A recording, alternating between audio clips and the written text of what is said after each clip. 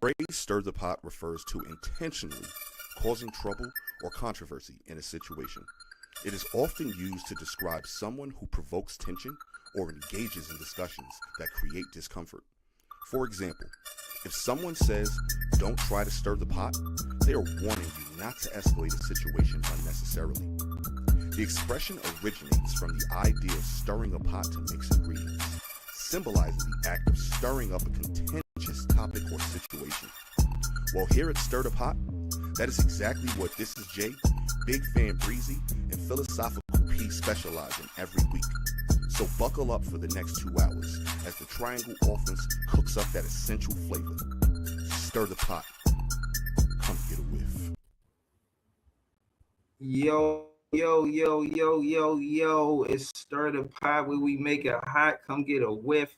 Y'all already know it's it's P from This Is a Kitchen Sink. It's J from This Is JTV. Y'all can subscribe to those channels. Y'all can subscribe to Stir the Pot. You feel what I'm saying? We got 13 subscribers, so jump in the chat, jump in the comments. You know what I'm saying? Like the page. You know what I mean? We finna get into it, man. You already see what the title is, so yeah, man. I'm gonna talk my shit, man. But shout out to P, shout out to Jay. Last time we did an episode was trade deadline. The trade deadline happened. See Cam Thomas on the Bucks. You see James Harden in the Eastern Conference. He left the Clippers.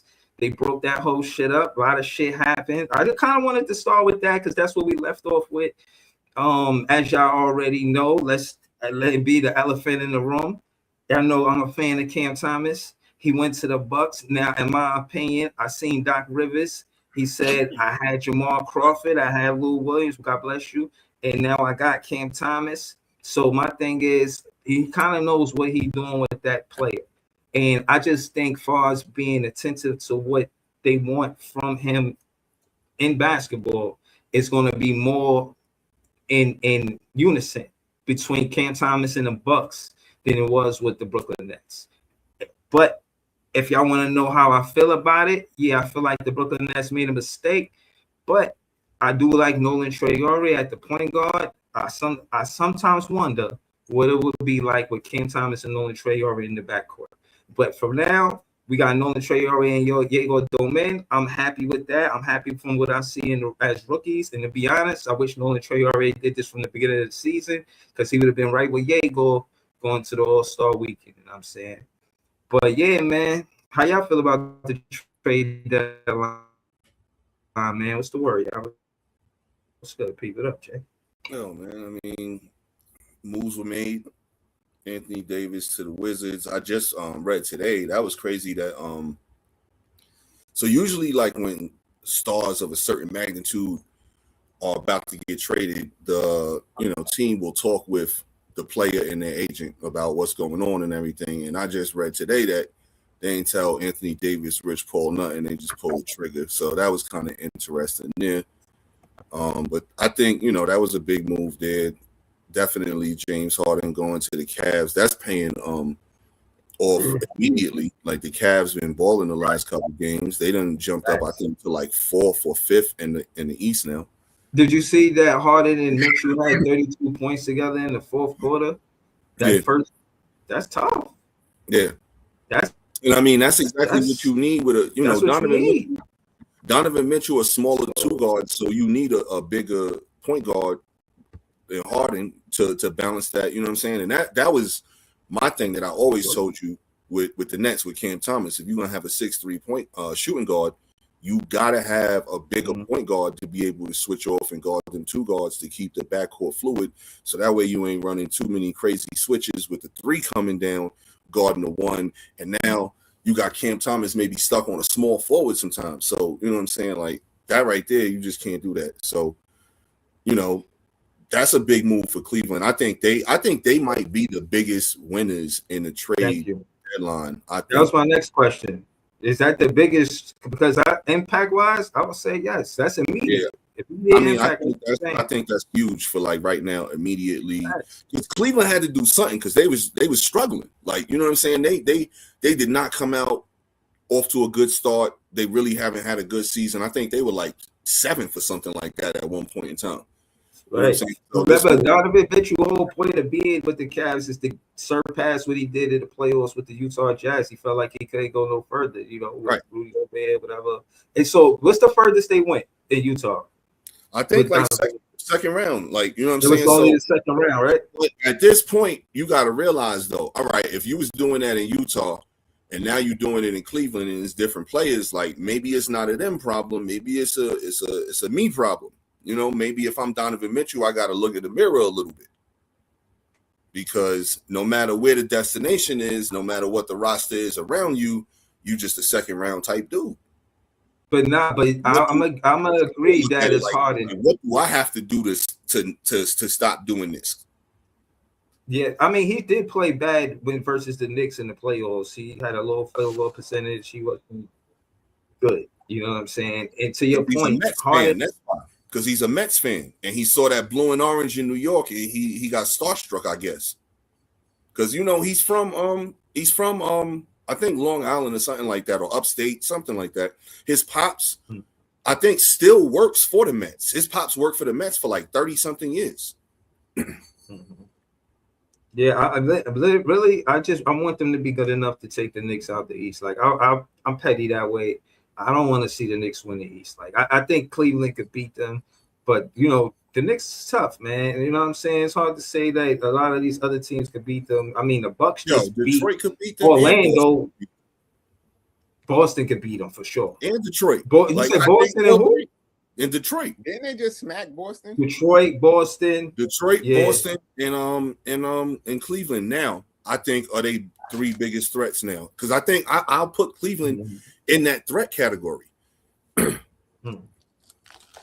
So I could see any of those teams coming out the East, man. So that was a big move by them. They put themselves from being a possible definite, second round team, maybe not even getting out the first round, to now they probably got a good shot at, making the conference finals. I wouldn't count them out at all with the way they playing, as long as they can stay healthy and everything and keep playing this way. I agree. What you got on this, Jay? How you feel, bro? I don't give a fuck about the trade deadline. Trade deadline. The trade deadline was the worst thing that ever happened to the Brooklyn Nets and this organization and the NBA for that matter. So Jay's still in mourning. Fuck all them teams. I don't give a fuck about the trade deadline. And furthermore, that's it, man. Fuck the Bucks too, man. I thought y'all was Bucks fans now. Nah. Why you thought that? Because y'all boys did. What that got to do with Brooklyn? Facts. That's a fact. That don't got nothing to do with Brooklyn. That's your boy. That's a whole different thing. That's the front of the jersey, back of the jersey thing. I thought y'all was like Will Ferrell in motherfucking Old School. You my boy, Blue. You my boy, Cam. Yeah. Like I said, I was there eating the bacon, egg, and cheese, watching the steel clanking, hearing the hammer. I seen the Barclays being built, hammer to nail, steel to steel, clanking. Eating a sandwich, eating my lunch, watching it happen. I can not for a player leave that. I can't, bro. I seen P write articles. I seen me and Jay go to the Brooklyn Eagle, try to change the name from the Nets to the Knights. I seen us put in too much work. Yeah, not for a player. Just making sure. Cam is my boy, but I'm just saying, like this is who we are. You know what I'm saying? Like, the biggest thing I got to say about basketball right now is I'm pissed off because in my Knicks hate, you know what I mean? I feel like the fact that the Isaiah Stewart got that stupid suspension for the rest of the season. I think that helped the season. 7 games. That was, if you read that, I seen that too. That's I thought it was 25 games or some crazy shit. No, 7 games. He got the worst of it. He got 7. Bridges got. That's not bad. As long as he back before the playoffs, that helps. Yeah. So wait, he got 7 because he came off of the bench and got involved. Yeah, that's why he got the extra. And then Bridges got 4, and then Jalen Duren got 2, and the other dude, I can't remember who the other dude was, but he got 2 too. Ooh, Diamante? Yeah. That's who it was. So him and Durant, the two dudes who started it, they got two games each. And then Bridges, who escalated it, that's why he got 4, because he escalated it. And then Durant, Stewart came off the bench and escalated it. So that's why he got 7. 2 punches. Right. But Bridges threw punches too. Right. Yeah, you seen them on Twitter. So that's what they call it, escalating. You know what I'm saying?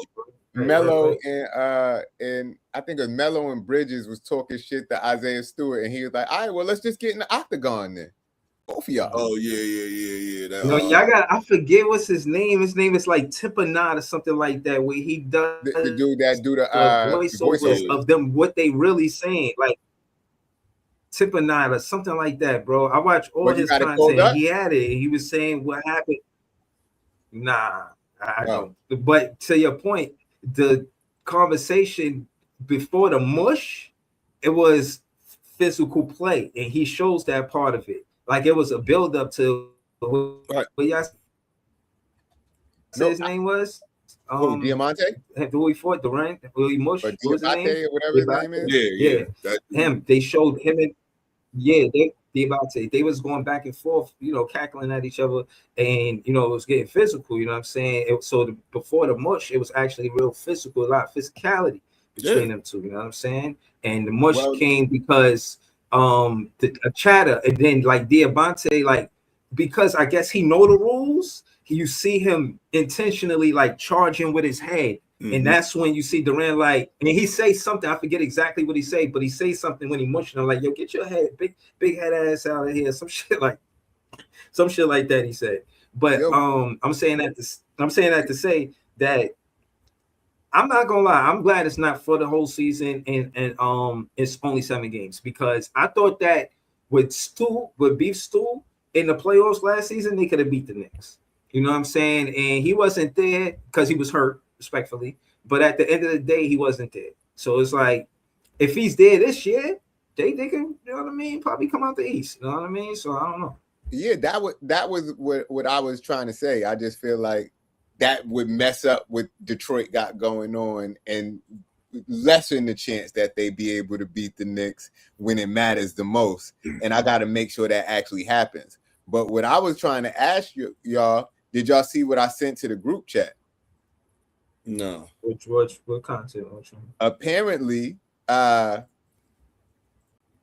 these dudes had beef since high school. Oh, Bridges and Stewart? No, Durant and Diabate. Oh, all right. Like they got, this is them in high school going at it. They've been competing versus each other. They've been at each other like that. Ain't nothing changed. They got the same crew. They was ready to fight each other in high school, and they go Diabate over there somewhere.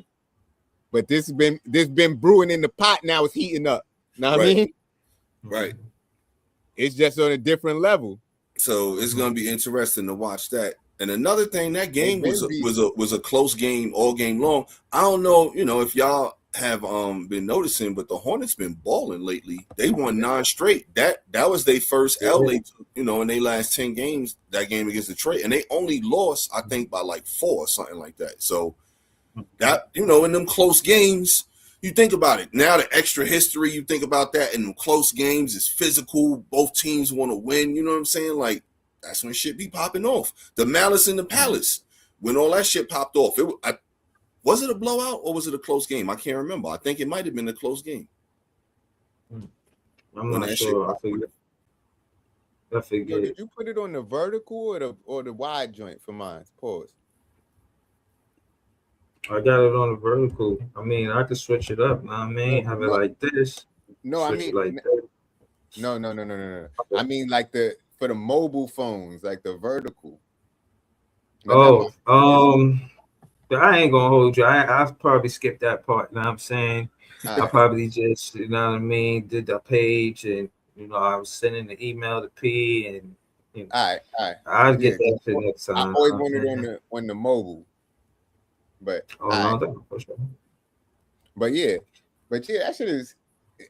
that fight was crazy. That shit was the most important thing after the trade deadline for me.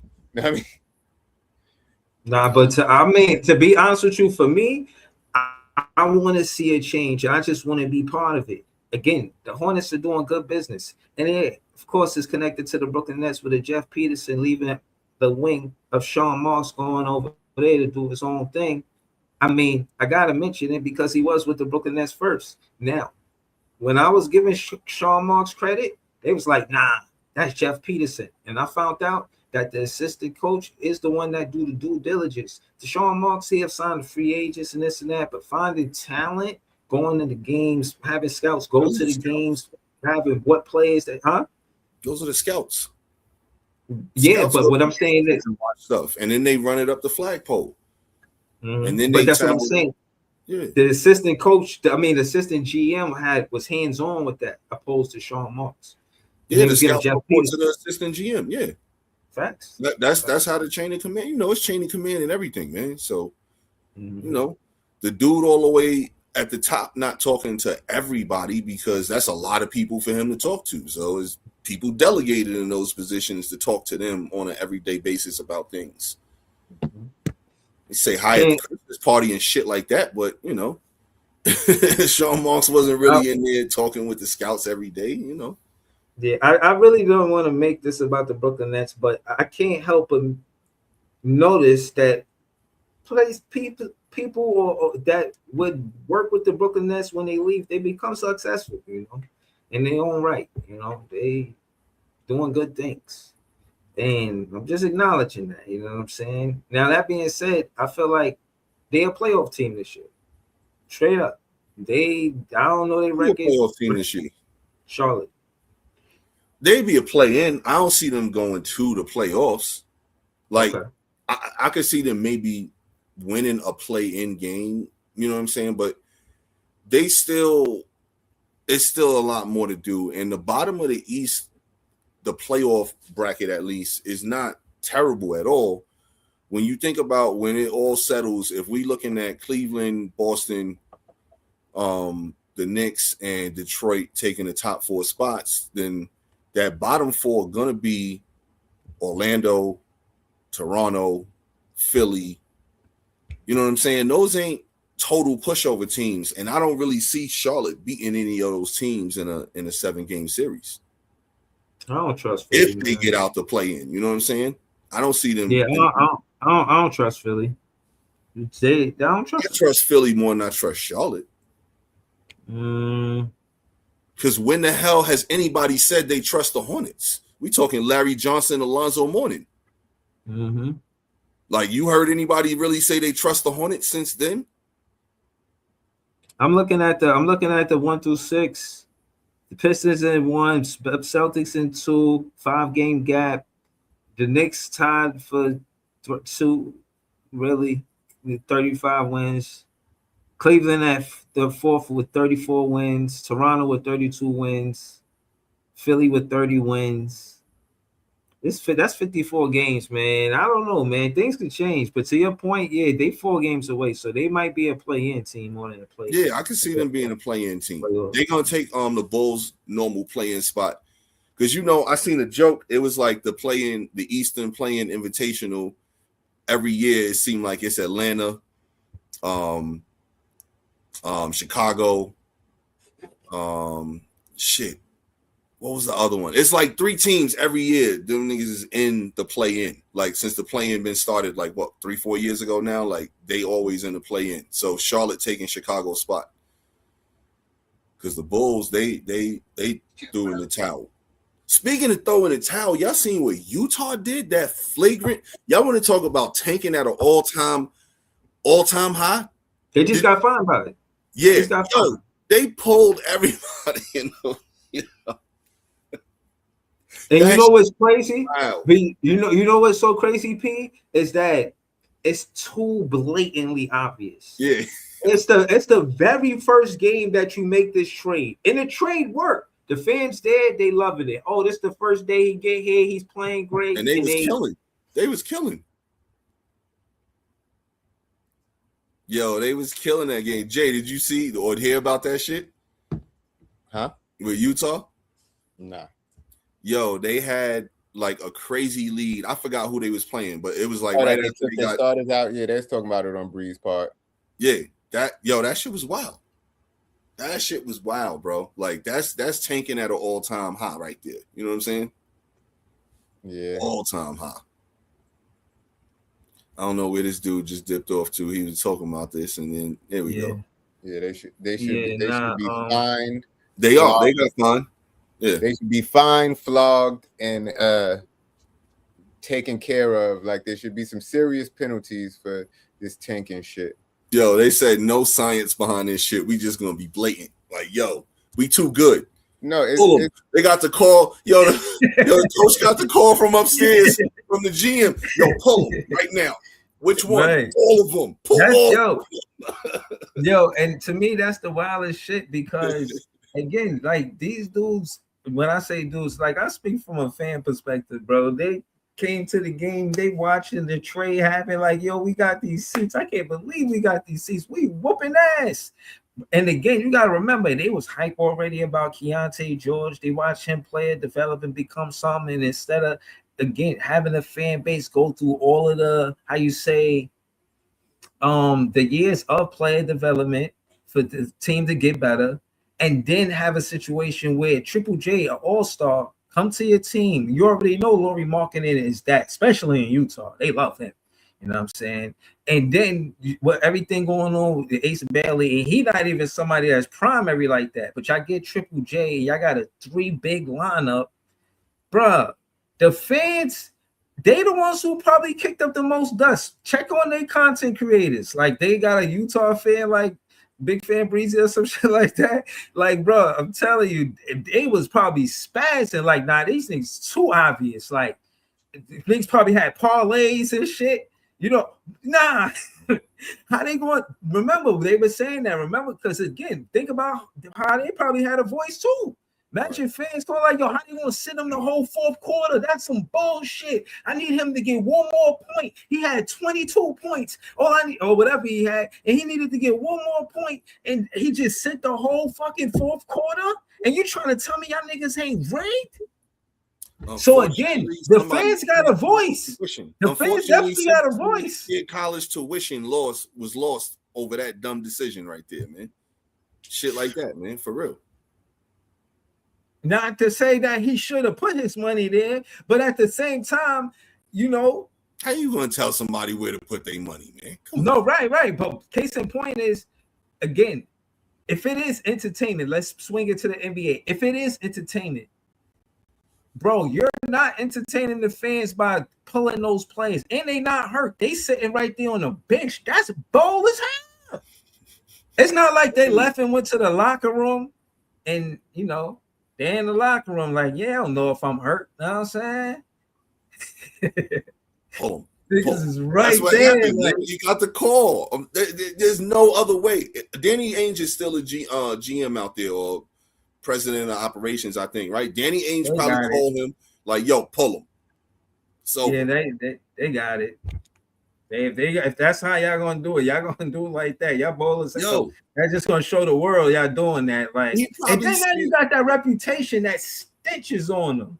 So yo, here's what probably happened too. He probably seen that not only were they winning, but like all the other teams that had less wins than them around, they were like, yo, all of them niggas lost too. All right, now we gotta pull them. They lost too. We gotta make sure we lose. We can't win and all of them lose. Yo.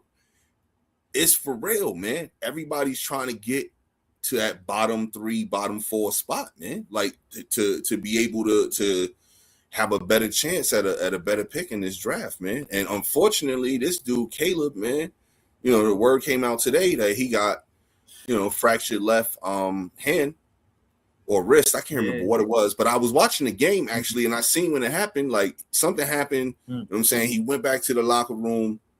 And then he stayed back there for a while, and then he came back out with his hand like heavily taped, like wrapped up like crazy. But he still came out there and tried to keep balling. He ain't really have a good game, and now it all makes sense why he ain't really have a good game. So, yeah. My whole narrative was get somebody like Caleb Wilson because Peterson is injury prone and yada yada whoop de whoop. And then this happened with Caleb Wilson. I'm saying his name right, Caleb, right? Yeah. Caleb. And my thing is, damn, I did not want that to happen. You know what I'm saying? I didn't want that to happen for Peterson either.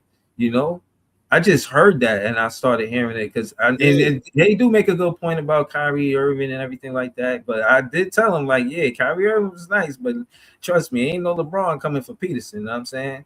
So Nah, but that's what I was telling y'all when we were talking about Peterson a couple weeks ago. I was like, that's the only thing that worries me. I'm still going with him number one overall because I've seen enough to know. Like But how I've many seen games did he play? Forget how many he missed. How many did he play? he played more games than he missed. Like it's not like Okay, he's that's good. always out or That's nothing good. like that. It's Your just pass was good, bro. it's soft tissue injury. So you know with that, it's tricky sometimes. Like sometimes the timetable is not what the timetable is. Sometimes it's harder to play through it. You know what I'm saying? So I think it's something he's gonna eventually work through and he'll be all right, man. Like that's I think personally. Mm-hmm. You know what I'm saying? But yeah, man. Yo, I did. If y'all want, man, I just wanted to switch lanes a little bit. Because I wanted, while I was fresh on my mind, I wanted to tell you, I did find out it was real. The girl that did the jingles, where she was doing the Dr. Pepper. I heard she got 2 million, and I seen her on Jennifer Hudson morning show. Like, so I one of my topics this week was content creation and how real is that employment, in the sense from how coming out with that jingle, like these companies are really paying attention to content creators, really have a team, I imagine, that gives attention to content creation to see what's going on, see what's the hottest trends or whatnot. You know what I'm saying? Yes, the company, like was it as easy as her just tagging Dr. Pepper or somebody sharing it to Dr. Pepper? You know, and I'm just saying in that sense, you know, of course, usually to get occupations, it was going. Hold on. It's about creating viral moments. If you create a viral moment and you are picking up more traction with their product than they're picking up on social media, because people pay teams to do shit like this. And if your one little video is making more noise than what their media team is doing, of course they're gonna find a way to monetize that. Like, or it only makes sense because as a content creator, if you have a bunch of traction, you are, you know, creating an avenue, like you're creating an audience, and if they can tap into your audience, they want to do that. It's fucking, what do they call it? Social capital. And they want to tap into your social capital if they can. Right.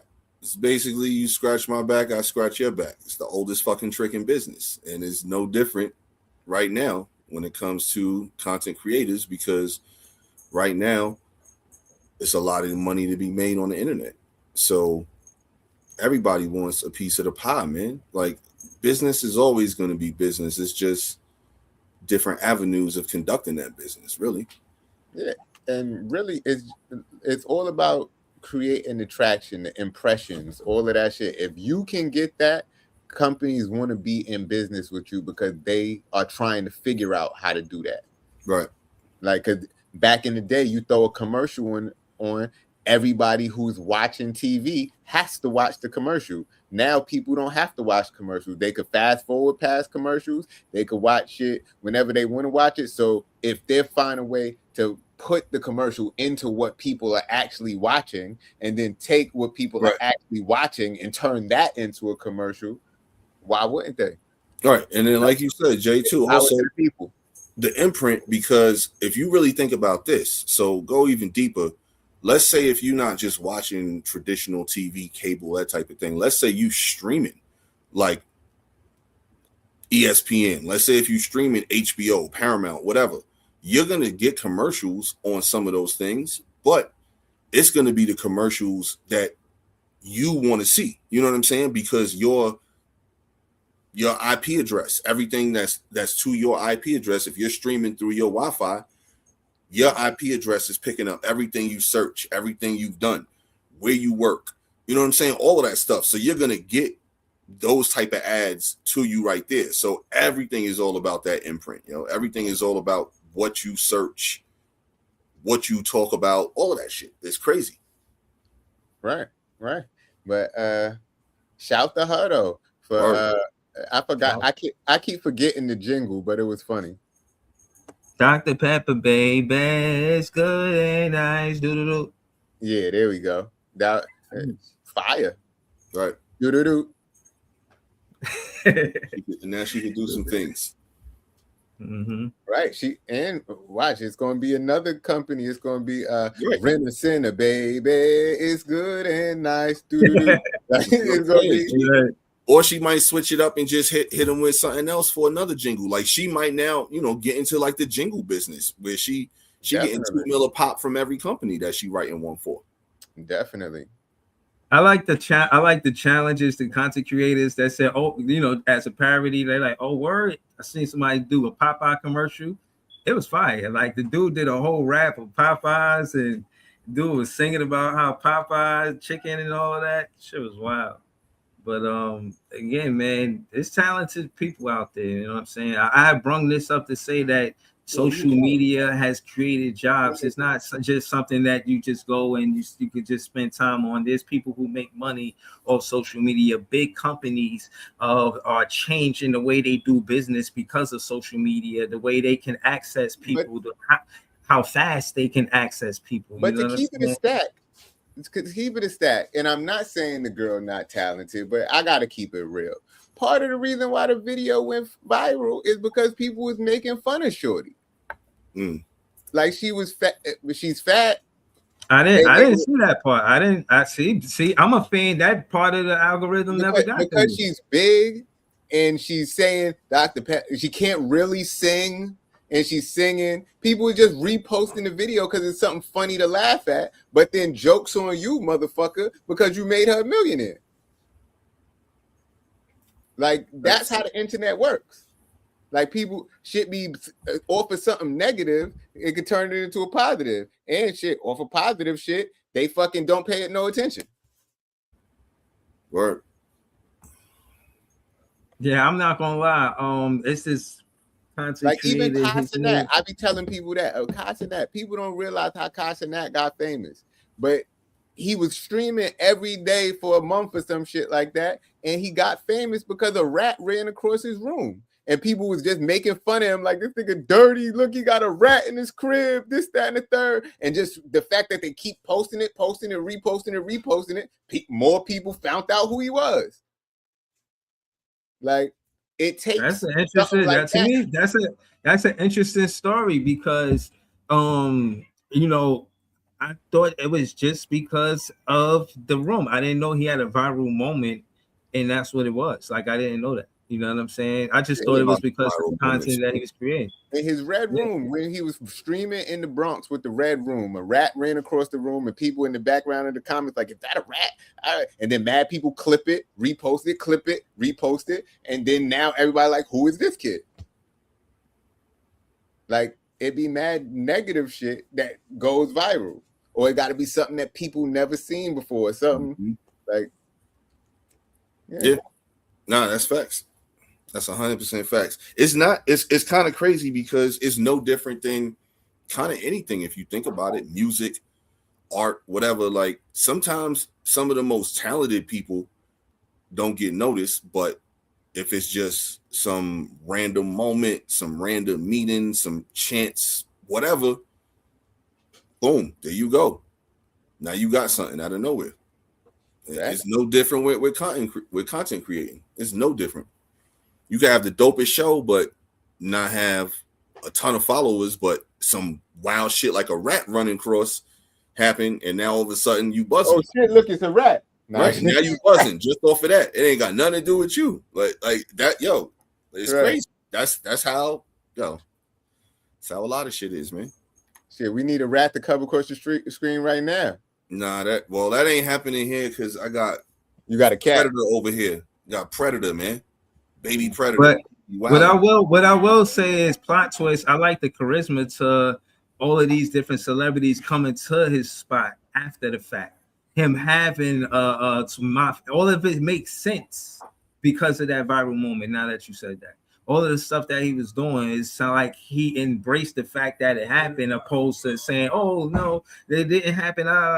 He like got through it. You know what I'm saying? And I just think that that's part of why he got dope content. Yeah. You got to keep it real. The authenticity is what wins on the internet. For sure. For sure. Once people find out you faking, they don't really fuck with it no more. But the authenticity is what wins. And even with the back to the Dr. Pepper commercial, Shorty was just sitting there being her authentic self. Like it was no makeup, she was just sitting there. Dr. Pepper, baby, is good and nice. See, I'm glad. And again, the way the world spin, okay, it is what it is. But she probably knew all of that. People would say this and that to try to make it feel uncomfortable. It was something sitting in her soul that says she wanted to sing that regardless of what people gonna say. Still do you, regardless of people gonna think. Still do you, and she still did her. And look where she at. To your point, bro.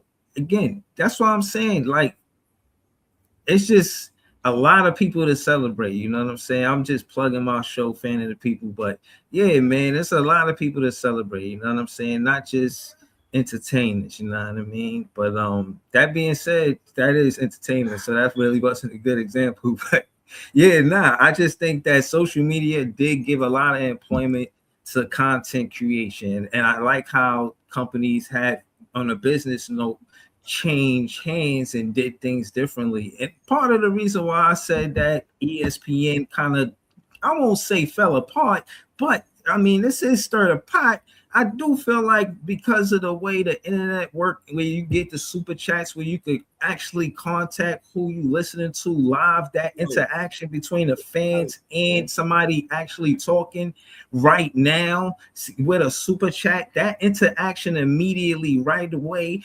changed the way they did things at ESPN. They had to change because the way that YouTube was for lack of better words, consumer to person base, you know what I'm saying, demographic, like you straight to consumer, you straight to clientele, better say, you straight to the people you building with, you straight to them.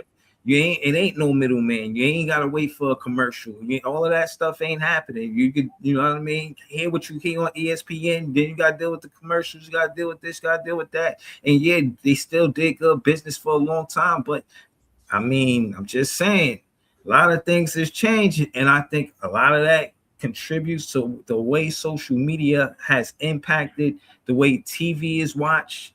From, I can't give you an exact date, but you know, that wave been strong for I'll say the last 20 years.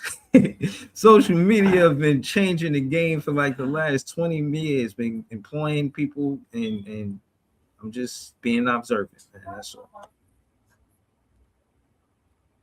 Word.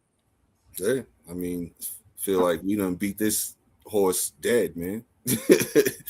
Yo, y'all seen I know y'all seen the Yayo and Uncle Murder and Josh shit. That shit was hilarious, man. Like, that shit was funny as hell. I wasn't expecting to wake up, what was that, Tuesday, I think, and see that shit happen, man. Did y'all see that? Yeah. Like, who I don't know, like, you think that might have been a prank? Like somebody pranked somebody there, you know what I'm saying, to make them be on the same plane like that? No, they was just coming from All-Star Weekend, and it's not a lot of flights. No, it's coming from the Super Bowl. Oh yeah, same thing. They coming from a one is the championship, one don't mean shit. Nigga said same thing. Same thing. They coming from a popular place where everybody's at in flights. Like, if you're not flying private, you fuck around, bump into somebody in the airport. Like, that's just but bro, I don't know, bro. From what I heard, the implications of getting into a fisticuff, a scuffle, if you will, oh yeah, you don't kerfuffle on a plane. bruh, it's just ain't worth it. It's just not. Even if you tougher than me, you just can you prove you tougher than me after we get out the airport? Because not on the plane, man. Not on the plane. Like we both could get in some real trouble. You want to entertain people? No fly list, man. That's not good. Yeah, that shit was some bullshit, man. These niggas 50 years old. Relax. 50 plus. He threw a pillow at him, man. I cried when I seen that shit. He said, "Yo," he said, "I threw a pillow at him because I know he's soft or something like that." We need better representation and role models. Know what I mean? And I just be hoping. I was hoping that was just content for the podcast because. Right. Ironically, they podcast debuted like the next day or something. Yeah. Because the fact that y'all want to fight on the plane over, like y'all just gonna sit behind this man and flick his ear like y'all in high school. Like, come on, man, grow up. Yeah. Me personally, I feel like it's something not necessary. There's gonna be big interest there, especially when you got Uncle Murder doing the mix. I mean, the every year at the end of the year he do the song. Yeah. You feel what I'm saying? Yeah, he do the wrap up. But now we don't have to wait to the end of the year to hear how you feel about things. You got the podcast, so automatically you got fans that's gonna tap in. If they tapping into that song, they're gonna tap into your podcast. So I just think that it was an unnecessary tactic to get fans to come to tap into their show and see what they got going on. You know what I'm saying? I think, fans are going to tap in. They didn't need that. They didn't need that for publicity. They didn't need that. This is contradicting what we was just talking about previously. What? Authenticity? You do need the shits to happen to draw people in. You know what I'm saying? Yeah. The rat running across the floor. You know what I'm saying? The people getting shitting on Shorty, reposting it as a joke. You know what I'm saying? You do need the shits to gain popularity. So you can't really, you know what I'm saying? Which segment is real? Which segment isn't right here? You know what I'm saying? That's how I just feel right there. You seen your flippity floppy right now, man. I mean, again, I just think that as far as podcasts, certain people you want to hear from, like, I might not tap into everybody podcast, but again, because of that wrap up song, it's impossible. I would tap into that podcast. What? To tap into every podcast, it's impossible. Yeah, right. Of course. You know what I'm saying? But that one, I would tune in, especially for the first episode. Like, I didn't need that to happen for me to tune into the first episode. Like, I want to watch it. But yeah, I seen that shit. I thought. But again, what else you gonna do when you see Ja Rule on the plane, right? Right. Just not let him sit there. Even though you know that the implications is type serious, the magnitude is to the utmost of importance. Well, I've heard that 50 and Ja Rule have been on a plane together, and if they could be on a plane together and fly, why can't Yayo and the beef is with 50? So if them 50 ain't have a podcast, 50 ain't have a podcast coming out. Like, it might be some legs to that whole thing right there. And it's funny too. Did y'all see what 50 said? Like, when it was like, probably like a couple days after, I think it was like, they was coming out with a podcast. 50 said some shit like, now every New York rapper got a podcast. What they gonna do? Just keep interviewing each other or some shit like that, yo. Well, 50 even troll his own people, man. Mm-hmm. That's what he do, man. Listen, He's King Kong troll, man. Well, I know 50 and T.I. been going at it, calling each other who's the King Kong rat. Yeah, I seen that. That was hilarious too, man. Both of them. Papers and this, you a rat and this. It all started out, I thought they were supposed to do a versus. Now they sitting here and doing this. So maybe they starting up the controversy to get everybody hyped for the verses that's supposed to be coming out maybe soon. I don't know. Can't look at nothing just straightforward anymore these days. And that's the flip side to the internet just being the monster of causing everything in social media. Like, that's the flip side of it. Because now, what's real and what's not? Like, what are we just doing just to get some controversy stirred up to get the people talking so that way when our shit drop, everybody is focused on it? But me, I'm stay focused on what I really care about. Like the whole thing with Ja Rule and this and that. That ain't gonna distract me from the fact that Fab laid that verse. And I ain't hear nothing from Lloyd Banks and everybody trying to say they want to see Fab versus Lloyd Banks, but I ain't hear no response from 50 Cent. So I ain't hear nothing from 50 Cent, and I ain't hear nothing from Lloyd Banks. Lloyd Banks and 50 That's my point. With each other. So, like, for them to throw Banks in the whole Fab shit, it's like you had a better chance.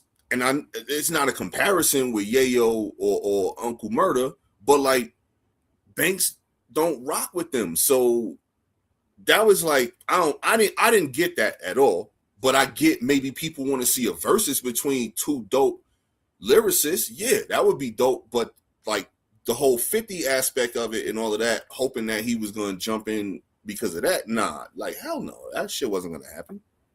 So what about what you said? What is he somewhere cooking up an episode? Is that what's happening, Pete? Who knows? Is he?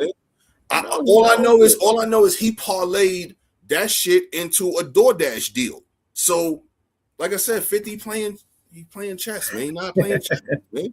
Like can't be mad at a DoorDash deal during the Super Bowl, I think, talking about bringing beef to your door. Pause. You know what I'm saying? But like, and it's 50 right after he just finished getting into some shit with somebody else. Remember, like I keep saying, how did he come out? He came out swinging. How to rob? You know what I'm saying? Like, and that was his first mainstream joint. Like, yeah, everybody else know Power the Dollar shit before that, but How to Rob, like he came out swinging, man.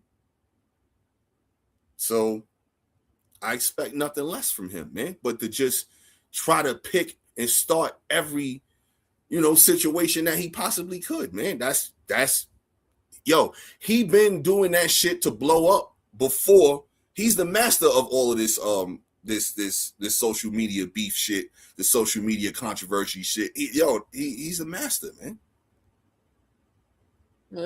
I can't be mad at that DoorDash thing. If that's his response to his Fab verse, that's a hell of a response to Fab. It's not a response. It's that he turned that into more money, like into a big deal. Like, well, I don't see what Fab got to do with that, but I see what you said. But no, I'm saying because it's like, all right, he just finished getting into some shit. I wouldn't even say Fab. I would say to the world. See, again, y'all looking at it just for music. To the world, they was kind of looking at it more Jim Jones and 50 with that shit. Yeah, I get what you're saying. 50 was talking more shit to Jim directly, and Jim was responding back to 50 directly. You know what I'm saying? The back and forth with that shit. So the world is looking at it from that, as opposed to they're not just looking at it from a rap battle. Like Fab had bars. No, I'm with you. Absolutely. I'm with you. This shit is so much bigger than that. 50 got a commercial out of this shit. Right. Yeah, the reason why I don't think the Fab shit had anything to do with it. Like you just said, like that shit ain't have nothing to do with it. It's just that was a moment in music, but nigga, 50 troll everybody every 2 days. So even without that, the DoorDash deal is still there. No, definitely, but it's just the timing. It's just the timing for optics. If you look at it, it's like, 6 weeks ago, 5 weeks ago, however many it was, this shit just popped off, and now this nigga smiling on TV talking with DoorDash. Come on, man, like that shit is beautiful. Yeah, listen, I get that part where he's using the attention to do deals to say, look at the traffic that I can bring based on the attention that I get. If you look at that DoorDash, hey, listen, that is some Chappelle shit. I get you. I understand that, but. And you do make it more than rap when you do that. I cannot take that away from you. Did y'all watch the DoorDash commercial? It is what it is. Yeah. That Fab versus he's talking about Ja Rule, he's talking about Floyd, and he's talking about Puff Daddy, 3 niggas that he beefed with on the internet, out in the open all the time. So it got nothing to do with Fab at all. Well, he also talked about them 3 because Jim Jones and Fabulous are not people that anybody watching TV is gonna be like, yeah, that's why I got you say Jim Jones, they're gonna think about the mass murderer. You know what I'm saying? They're gonna think about the nigga from back in the days. You know what I'm saying? Like, damn, you say Fabulous, they're gonna be like, he could have just as easily as he pulled out some combs, he could have said, yeah, and I'm feeling fabulous, but he didn't say nothing about Fabulous. Like that wouldn't have been good TV. That wouldn't have been good TV, man. All right. I'm just No, I'm not saying saying not about it bro. being I'm not saying it was a it has response. absolutely No, nothing. but you're looking at it and thinking that I'm saying it's a response to it. Nothing about that. What I'm saying no, that's is what Breeze is saying. I'm saying that's he not what you parlayed said. it into a deal. That's what I'm saying. Like, I think but he didn't. He parlayed the beef with Floyd, Ja Rule, and Puff into a deal. Fab had that was put into the commercial for a 30-second spot. You can't fit all of the people who he has put him into that commercial that he has beef with into a 30-second spot. Like, if you sat there and just listed all of the different names that he's beef with in the 20 plus years he's been around, come on, man. That shit would take a whole like 3 minutes, man. That shit wouldn't be 30 seconds. Listen, not to say it like that, but this is connected to the social media conversation because 50 Cent uses social media for currency. Goes to these companies and say, yo, look, this is the leverage I got based on attention that I can bring to your company. Everything that 50 do, he attach Branson to or whatever he's selling to a tweet. Lucha, what's the other one? I forget the name, but it's intentional marketing. Yeah. It's intentional marketing, and I get that, bro. And the reason why I know that part is honestly because I used to work in a building, and Caplo was there, and Caplo is the marketing company for Target, and they was explaining or trying to articulate as much as they could how much money that Target puts into marketing. Like Caplo always had extra stuff, extra stuff, just because Target would pay them so much money because they will make so much money contingent on the marketing. And you know, Caplo was the one running it for Target. And I'm saying that to say to the conversation of social media and 50 Cent, as far as marketing, him getting that 30-second spot in a Super Bowl and for that situation, bro, that's nothing to sneeze at. That's a lot of paper. And I'm not even a paper guy like that. I'm just saying that's what people do for social media. It's about attention. How much traffic could you bring their brand or what they selling? And for him to take the attention that he was getting, whether it be from Fabulous or whatever, take it and get a spot in a Super Bowl situation. Come on, man. He knows the business of social media. He is somebody that is savvy on the business side of things when it comes to social media. And it's dope because he's like in the beginning of it too. He was there before Facebook, Instagram, all of that. He's seen it being born into what it is. So, you know, I mean, that's fitting. You know, I mean, I wouldn't say that the algorithm should be that way, but the algorithms are the algorithms. You know what I'm saying? But right. Can't do I don't know. Yo, did y'all see Delusional with Mike Epps? Nah, I ain't watched that yet. I just finished watching the show, The Upshores. Like, just watched the last episode of that shit last night. Okay. Yeah. I'm gonna give Delusional 10 out of 10. I ain't gonna give y'all one soliloquy, fuck up his jokes, none of that. But I'm gonna tell you this: y'all should go watch that movie. And I seen the Cat Williams movie. I thought it was a stand-up. It was a stand-up. I said a show. My fault. It was a stand-up movie. That's why I was like, wait, he got a movie too? Bro, that shit was like a movie. The way how funny that shit was, bro. Bro, that shit was hilarious. But it was a stand-up. It was a stand-up with Mike Epps, 10 out of 10. And then it was another stand-up with Cat Williams, a 10 out of 10. And that's why I'm not comparing them. Both of them were 10 out of 10. I can't believe you. This nigga is his name Big Fan Breezy for a reason. He's too optimistic. He just be saying everything is a 10 out of 10. Right. He told me Black Panther was a 10 out of 10. Sinners is a 10 out of 10. Everything can't be a 10 out of 10. Something got to be an 8 or a 7. Now, Black Panther, it might be the closest thing out of those things you just listed that I know is probably, if not a 10, definitely a 9.5. Sinners, I wouldn't give a 10. I can't give Sinners a 10. It has some plot holes in it, man. So I think the Happiness was a 10 out of 10. Everything. Bro, did you see it? No, I did not see it. You on mute? I said, did you ever laugh till it hurt? You ever laugh till it hurt? Yeah. Like, oh shit! Really? Like, yeah. All right then, Mike Epps I said Kevin, Cat Williams, both of them, bro. They definitely, you know what I'm saying? You laugh till you hurt, slap your knee funny. Kevin Hart said, Cat Williams said that 50 Cent and Herman Munster is the only two niggas with a square head to make it big on TV. Yeah, I seen that shit too. I thought that was kind of funny. Yeah, and it was again, Cat was dope because the build up to him saying that, like, because he was just like, yo, I ain't know how I got in beef for 50, like, you know. Then I'm thinking like, yeah, that's 50, but I'm Cat Williams, like, what the fuck? And then, you know, far as just being funny, like, it's one thing to be a troll, right? But Cat Williams is in the business of being funny. You feel what I'm saying? So he put 50 Cent on the big screen and all of that. Like, that shit was hilarious, bro. So 50 about to go crazy on this nigga soon. Watch. This nigga, he just you can't internet beef with a comedian. No, a comedian gonna roast you. Oh no, you know that. But I bet you see Marlon Wayans back down though. You see him? He's gonna come back with something. Nah, but Marlon ain't that funny. Yeah, Marlon is not really funny. He's funnier than Marlon, man. He's a comedian in his own right.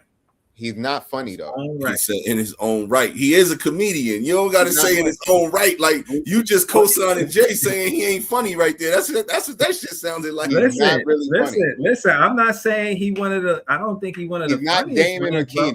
Know what I mean? Yeah, like I got Damon and Keenan, the funniest Wayans brother. I got them respectfully. Like I think he's talented, but he ain't Kim neither. More, yeah, huh? Yeah. Kim. Yeah, she's dope too. He's man. more funny. Kim, I like Kim a lot, man. I think she's hilarious, man. Marlon is more like physical comedy funny. Like he's not gonna really just say something funny. He's gonna do funny movements. Yeah. And do all of that. Like he got to be loc dog and don't be a menace to have all sorts of weed bags hanging on his hair. Right. Like he's not really. He's not just regular funny. Yeah. No. But shout to him though. With your jokes. No. Yeah. Everybody got their own role that they play, and as long as you make it happen for yourself and those who depend on you, that's all that matters, man. Right. Right, but like but hold on. But there's certain people, you know that there's certain actors, they just play themselves in different movies. They're just different settings. Like Steven Seagal, like he ain't no actor, man. He just a martial arts dude who they put in movies, man. He ain't no actor. A lot of them dudes was terrible acting, man. Like them action dudes like that, a lot of them terrible. Right. That's why Van Damme is Johnny Cage. Right. Like Jean-Claude Van Damme is another one. Who's another one, man? Schwarzenegger. Don't say man. Chuck Norris, because Chuck Norris is the man still. Know what I mean? Schwarzenegger, man. Like that dude can't act for real, man. I'll be back. Like, if you think about it, they always kept his lines like short and sweet, man. They never gave him like multiple sentences. I heard he got to pay Warner Brothers $1 a year to keep his Mr. Freeze costume at his crib. Like one singular dollar every year. Cool. I would totally do that shit because that suit was fire, man. I wear that shit on Halloween, man. But I just thought that was interesting. Like they couldn't give him the suit, but it's something about intellectual property or something. Like he gotta give them something. So it's one singular dollar every year to keep the suit at his crib. And what was his lines in that movie? Just chill. Right. Please. Like, if you think about it, though, his lines, no matter what the movie is, it's just the same shit. I'll be back. Get down. Right. Get to the chopper. Get to the chopper.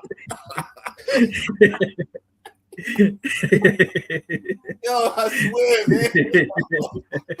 Nah, I ain't even gonna lie. Oh, man.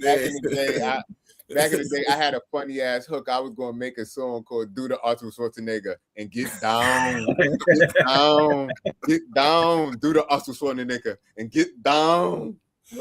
Yo, that's wild. That's wild, bro. Yo, for real, man. Like he's just the king of the one-liners, man. Like I can't really think of too many movies where he like, you know, where he got 2 sentences, 3 sentences in a row, like actually having a conversation with somebody. yo, low key. Now he put emphasis on the one words that he say. Like, well, I used to like Arnold Schwarzenegger movies. I ain't gonna lie. Nah, we all did. Like that's why we know this. You know what I'm saying? Like, True Lies. That was probably one of my favorites. Kindergarten Cop was my shit. What he say? Yo, what in Kindergarten Cop? Yo, I bet you. I can't remember. But I did like that movie a lot. He had one line though. Twins was my shit. But Danny DeVito. Danny DeVito is a great fucking actor. Right, bro. Yeah, so sure. Great. He did the Penguin. That was tough. So much shit. Right. Danny DeVito, great actor. He makes Jersey Mike's commercials fucking interesting, man. You know what I'm saying? Right. Like for real. Right. Yo, he started off like on Taxi, like back in the 70s, and that was supposedly like a hit show back then. You know what I'm saying? Like, and I just been doing this thing since then. When Taxi came on back in the day, that means it was time to go to sleep. Yeah. Like MASH. Oh, MASH too. That shit. It's time to go to sleep. Yo. I hated that show. You know, I don't never use the word hate, but I hated that show. I didn't have cable. I felt poor, man. I'm like, yo, man, I hate this show, man. Like, this shit is crazy, bro. That's when I wanted cable, bro. Like, yo, I couldn't stand that show, people bro. Love that show, and like for whatever, like our era, like we knew, like like Jay said, it was time to go to bed. Like Bree said, yo, hated that shit. Like it was a wrap when that shit came on. Like it was over. I said, damn, this all I got. All I got is MASH. That shit was second in the House on the Prairie. It's crazy. You could talk to people older than us, and they will defend that show like crazy. Like, yo, that was a great show. What are you talking about? Yeah, if Breeze would have had his page right here, that dude Claude Smith probably would have been like, MASH, I used to love that shit. That nigga, right. And look, my thing is, I ain't mad at old people, but you know people is old when they got certain names. Like if somebody in the comments named Ethel, they 60 plus. If your name Claude, you old as shit. Like Gertrude. Right, Gertrude, you're old. And nothing wrong with being old because you made it through a lot of shit to be old. But those were names that they gave back in those days. Yeah, like all of the, and right now, if somebody name is like Brick or Blue or Kensington, Mac. you know they probably young. Right. Like because named after objects any type of names now. Yeah, and last name, last names. Another thing, like it's a lot of last names. Like people walking around with 2 last names. Yeah. Like a McKenzie. Yeah, McKenzie. Like it's either objects or last names. Yeah. Alcohol, colors cars, and shit. Alcohol and cars. You know what I'm saying? I feel like the alcohol and cars was more our age. Like people our age, like Mercedes, and I don't be seeing too many people named Mercedes and Infinity probably as like, babies now. Nah, I think no, not babies now. Like probably I would say like they teenagers now because they came from people in they 40s. You know what I'm saying? Okay, it's a lot of those. But yeah, I feel like Alizé was a 90s name. Mm-hmm. Alizé and Infinity and but it is what it. Now they naming them after all sorts of shit. Hayes, naming them after Bud. Right. It's gonna be a sour diesel one day, man. I could definitely hear somebody. Look, this is little indica right here. Little sativa. Like. Yeah, we named him Sativa, of course. Right. Like, Sativa Wilson. Right. It's coming. Indica Johnson. It'll be here before you know it. That's a fact. Yo, man, that shit just made me think of that. Y'all see that wild ass commercial where the dude is like, yeah, they at the graduation. He's like, yeah, we renamed our kids, like the stadiums do. We sold our they naming rights. Oh, the right? Yeah, did y'all see that shit? That commercial had me crying when I seen that shit, man. I didn't see the commercial, but I feel like that's something people gonna be doing soon for real. Yo, they at the graduation, right? It's like I don't know, probably a 6th grade graduation or something like that. And then the principal was calling out the kids' names. It's like, Eric Owens, Tina Jefferson, and then the next one is like DeBlonsky Auto LLC, and then it's a chick sitting next to the parents of the kid. And it's like, what did he just call? What did she just call Harper? Oh, you mean DeBlonsky Auto LLC? Like, yeah, we sold the Twins naming rights, like they do the stadiums. It's expensive raising kids. Yo, right. I was crying when I seen that shit. I seen a football player named the Coldest. Like, he was a football player. He was like a high school standout or something like that. He was nice. But his parents named him the Coldest or some shit like that. They wanted him to be the coldest, man. The coldest Jones. That's why they was talking about him, because he's the coldest. And he's the coldest of all the Joneses. You know what I'm saying? Like, they letting you know. Yeah. Right. Yeah. That's a real thing. That's a real thing. I've seen that for real. Yo, wow. I mean, I think people were just, they deciding to express themselves in ways that we never seen before, which is cool. But also, you got to remember too, like, now this person is attached to this forever unless they decide to go the legal route to change and all of that. And who wants to really have to do all of that? And kids at school could be cruel, man. If you got a name that's gonna rhyme with something, or you know what I'm saying, it's crazy. Yo, you never know, man. Now you making that kid like fucking Vin Diesel from Knockaround Guys, man. Y'all ever seen that? 500, exactly. I know Jay seen it. I don't know if Green seen it. Nah, I ain't that's how many fights you need to be a legitimate tough guy. Legitimate tough guy, yo. I mean, you got it's fucking levels to this shit. Now, I mean, you can't just talk the shit. You gotta. I forgot the whole speech, but I love that speech. Yeah, he was like, he said that's it makes your skin like leather. Yeah, it makes your skin like leather. Bones tougher than nails. Like he was, he was like, and then along the way to 500, you realize you really enjoy beating the shit out of people. Like, yo, Breeze. You said Knockaround Guys. Knockaround Guys. Go watch that. Yeah. That's one of the. So hold on, y'all don't get out of 10. Y'all don't get out of 10. No.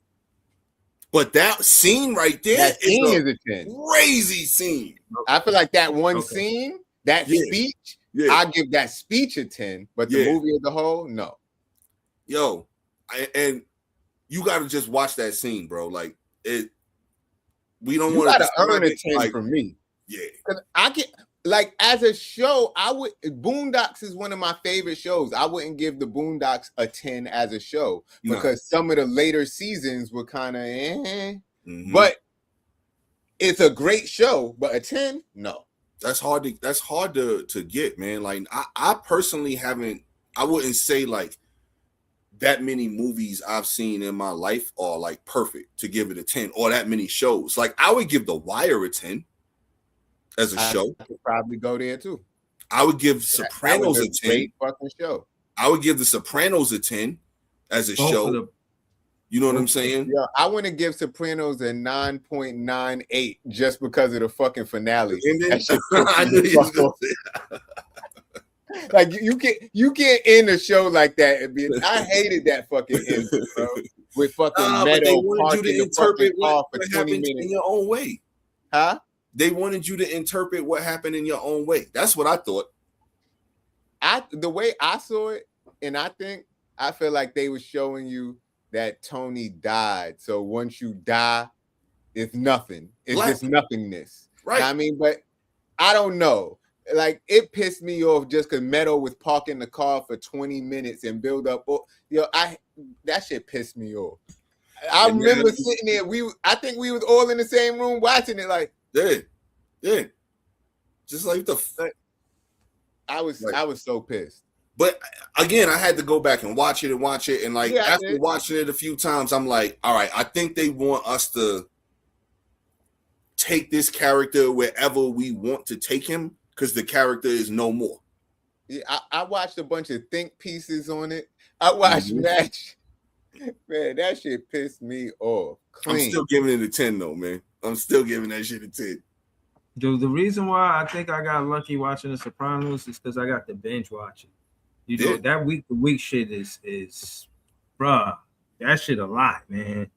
Because I remember catching up to Power.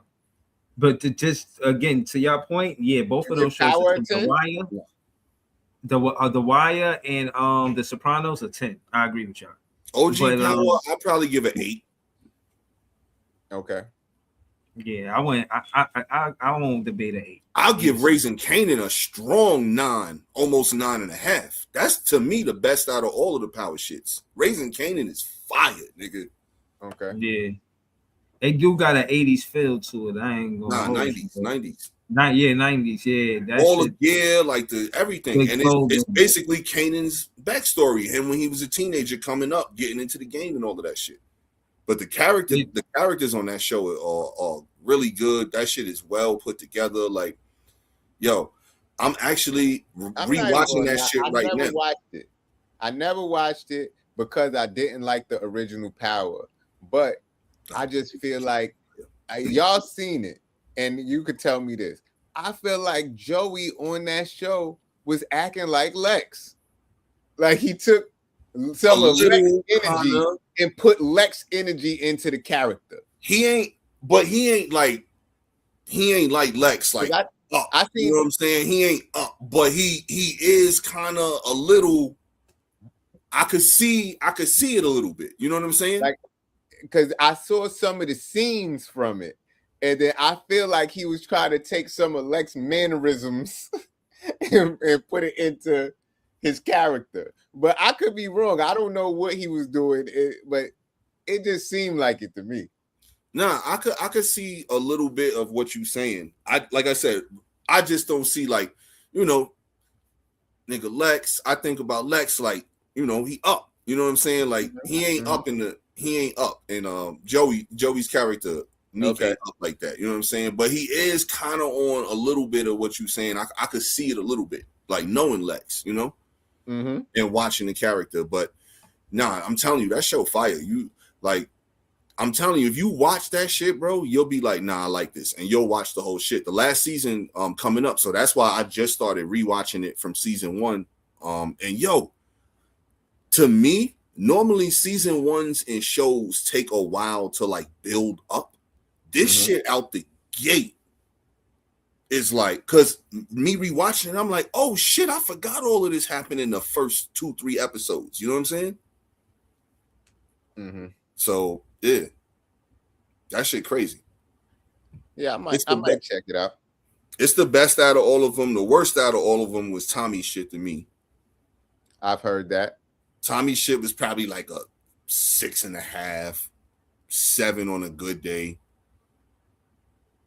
The ghost shit was alright. It was cool.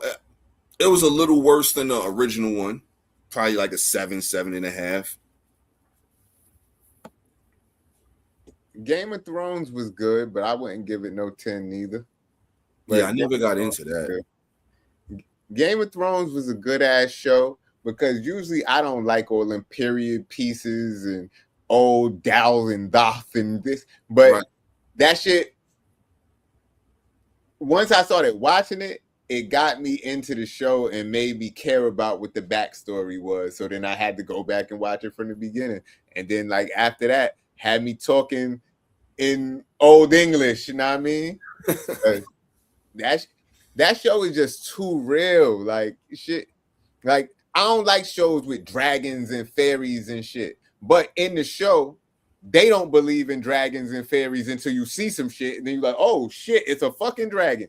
Like that's kind of how it got me into it. And it's just like, you know how in some shows the characters got too much plot armor?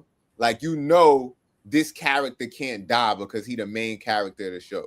But nah, they was killing off like they make you believe this guy falling, like this the guy right here, this my man's, and then dead. Like nobody had plot armor in that shit, and that's one of the things that I fucked with about that show because you never knew who was about to get off. Jay, your shit, wow. Oh, my bad. Or is it everybody? Well, what happened? I could hear Jay. He was just talking. I ain't really nothing wrong with his mic, and I don't like that. He was good. P, is your shit wilding? Is you stuck? Yo. Froze. You look a little Elsa. Yeah. Frozen out here. Funny as Yo, is that my internet? Like, I don't know what happened. Yeah, you was just Elsa for a second. You was froze. Yeah. Yo, I don't know what. Yo, Breeze, man, you gave me your internet or something, bro? Nah. The fact that they know. his internet. They done heard from me. I should call him again. Shit, you done remind me. I need to call him and complain. Facts. Yeah, I should go crazy. Who is the best internet provider? How about that? I don't know. I think that's regional, man. Maybe you'll hear different places depending on where you are. Honestly, the best one I ever had in my life was CenturyLink, yo. Like, I never had problems with CenturyLink, ever. Okay. That shit was always good. I don't think I ever heard of them. They like a West Coast shit. Okay. So like when I first moved out here, I had them for a couple years, and then I moved out of that area. And out here is super weird. Like this shit, I don't know. It must be like territorial, like crazy. But this zip code, you can only do these dudes. This zip code, that. So over here is Xfinity. Okay. Yeah. I think it's a lot.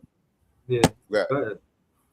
No, I was saying it's a lot of that that territorial shit. You know what I'm saying? That's why I said it depends where you at, you know what I mean?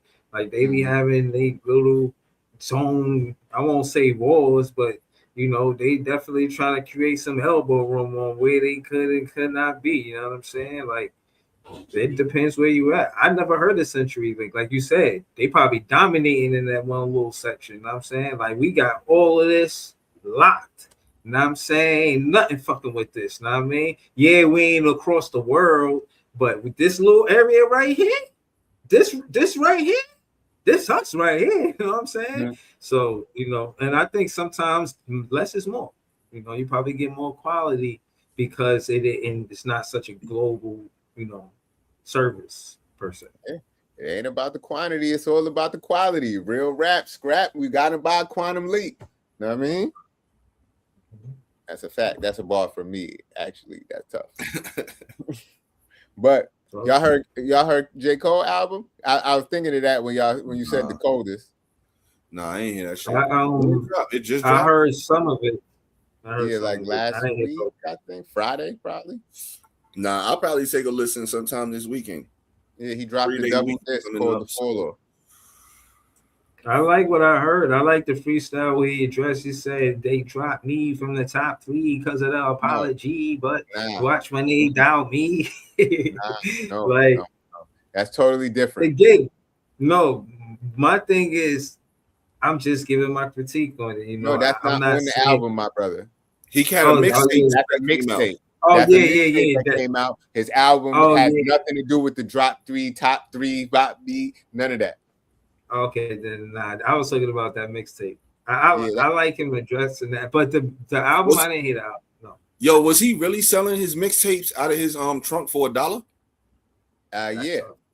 That's dope. I think he was riding around selling the album too, because I think he was riding around promoting the album and he was selling shit out the trunk.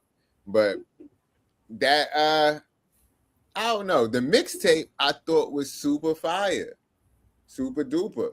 The album, I didn't listen to all of it, but it just reminds me of the boring shit from J. Cole that I never liked when he first came out. And I could be wrong because I did not give it a full listen, but I skimmed through some of it. And people say, do you listen to music or do you just skim through it? Sometimes I just skim through it. And it just, like, I don't like when J. Cole make his own beats. Like, I feel like J. Cole is best when somebody else makes the beat, somebody else makes the hook, and then they put him on it as a feature, and all he has to do is spit hot lava. So you think his creativeness is hindering his creativeness? Maybe. Like, I don't know, but a lot, because back in the day, people's biggest critique of J. Cole was saying he was boring. Mm-hmm. And when he's on features, the shit do not be boring. Or if he got somebody riding with him on his shit. Pause. But when it just be him alone in the studio with a mic and a beat machine, I don't know. And it don't be bad. It's not bad, but I just don't think it's his best work. I don't know too many of his songs that he's produced to like educatedly speak towards that part. Because I've heard some of the tracks that he's made, and I'm not the biggest fan, but I don't know all of them to be like, nah, yeah, all of his shit's a trash. Like, yeah. Yeah, I'm not even saying trash. They be because I'm not. J. Cole is a talented rapper, so it's not like he gonna put out trash, but it's just some of it be forgettable because it's like I've heard you rap mad times.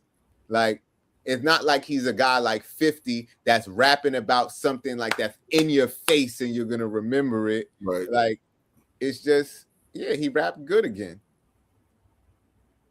Like, it's not. I just. Go ahead. Nah, I just wanted to add to what Pete was saying about the direct to consumer thing. If these I don't know, all of these streaming companies, they're gonna pay you, I don't know what, 2 cents on a dollar, and he out there out the trunk selling his CDs for $1. I think that's a statement. I think that's saying, like, yeah, I need y'all to a certain extent, but not totally. Like, you know what I'm saying? I'm out here hitting the pavement, doing the work. And I think that's the misunderstanding that, artists want to change. Artists aren't getting paid a lot per stream. They got to do a hell of a lot for them to get paid from these streams, And that being said, the equivalent of J. Cole selling one CD for $1 is probably like selling 22 CDs through streaming. It's a ridiculous number how much they get paid. And I think artists like J. Cole be trying to stir the pot, for lack of better words. Well, bro, what about the double disc thing? Because the album is a double disc, right? How do y'all feel about double disc? With double disc, sometimes you just got too much material on it and you lose your audience. Like, you gotta have that shit perfect. Not only do all the songs gotta be fire, but I think the placement of the songs gotta be, I think that's more important than the songs, because it's gotta tell a story, so to speak. You know what I'm saying? From beginning to end. All albums do, but with a double album, you either have to tell a story from beginning to end, or you have to tell 2 total different stories on both. One album telling this story, one album telling that story for that shit to work. Like, I feel like that's partly what he was doing, because like the way I think it's supposed to be set up is like he got first disc is supposed to be like his life at 29, and then the second disc is like his life at 39. Okay, like, and it's like supposed to be walking you through certain shit that happened in his life at those 2 ages, and I think 29 is when he got signed to some shit, and 39 is like now when he wants to quit. And like, nah, he been on for longer than 10 years, right? Okay, so I don't know. It's something like that though. All right. No, I was about to say he like maybe 29 is when he first got popping for real. Like, okay, that's when he was like pop at his peak of his popularity. But right, yeah, probably that like last year to me. But yeah, but that shit, I don't know. Double albums, like, it can be done, but it also, a lot of people have fucked up on them too. I feel like even Hov fucked up on his double disc. It was a lot of shit on Blueprint 2 that could have been taken off, and it would have been a much better album. Yep, totally agree. So it's like a double disc ain't easy. Nah. And like I a feel lot like, of times it be people leftover shit, man.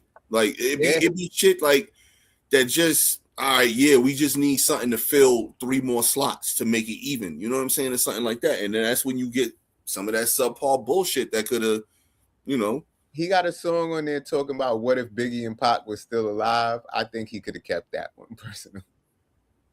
Like, Because we done heard. I like the concept, but I ain't hear the song, so I don't know. Yeah, I would. If y'all want to like listen to it for next week and do a deep dive, we could. But I don't even know if I want to. But we could. Yeah, I mean, what you saying that I already know it's probably not gonna hold my attention for too long. But it might. Like, you could listen to it and be like, "Yo, this shit is the most fire shit I ever heard." What the, like, I'm not that big of I like J. Cole, but I'm not that big of a J. Cole guy. So I like J. Cole when he rapping with Yachty, when he rapping with Benny the Butcher, when he rapping with like what's the other shit? The shit he had with Drake, Big as the Super Bowl. I like that because that Cole to me is exciting. Like, he's saying exciting shit. But when he just telling you about his day, I'm kind of cool on just hearing about J. Cole day. Like him just riding around on a bike through the hood and what he saw that day. Like, yeah, I'm cool on that. It's kind of like with Nas. Like, I'd rather hear Jay-Z stories than Nas stories. Nah.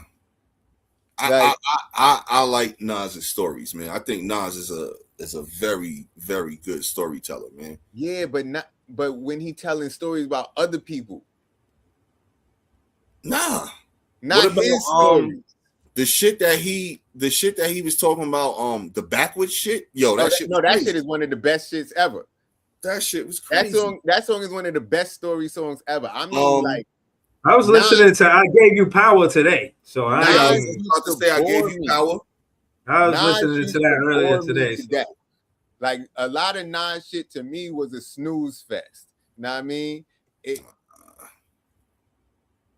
was. And I compare that to J. Cole. A lot of his shit is a snooze fest. Not saying neither one of them can rap, but a lot of it just be boring.